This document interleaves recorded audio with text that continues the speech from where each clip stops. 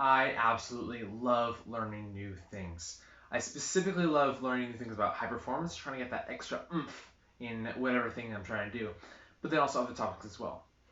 And one of the resources that I love using for this is Audible. Audible has a lot of audiobooks, really good audiobooks, and I'm able to do two tasks at once. I'm able to listen to the audiobook, plus I'm able to get some mundane thing that doesn't need me my full focus and attention on to do it well.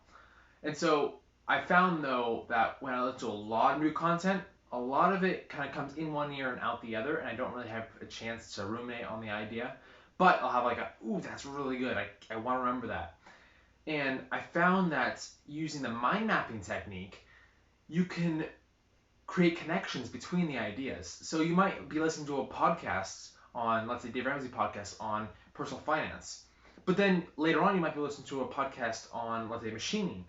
You might have an idea, and somehow they're connected, but you don't know exactly how they're connected. So you might write those at two completely separate times, but then you tag them with related ideas. So I love Evernote for this specifically. So I can create tags on each of my notes, and then I can connect those later on and see, oh hey, that new idea is related to this, not in the exact same way, but off of that springs a new idea or a new insight that I haven't even considered before without having those connections to each other.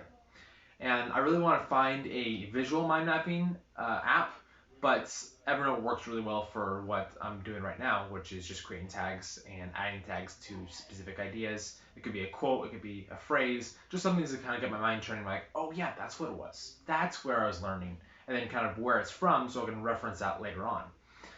And this is all kind of a written memory in a way.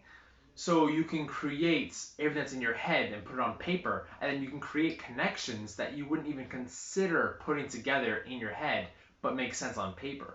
And so it's been a really valuable resource for me in getting a lot of my new insights is writing those down and connecting them to each other.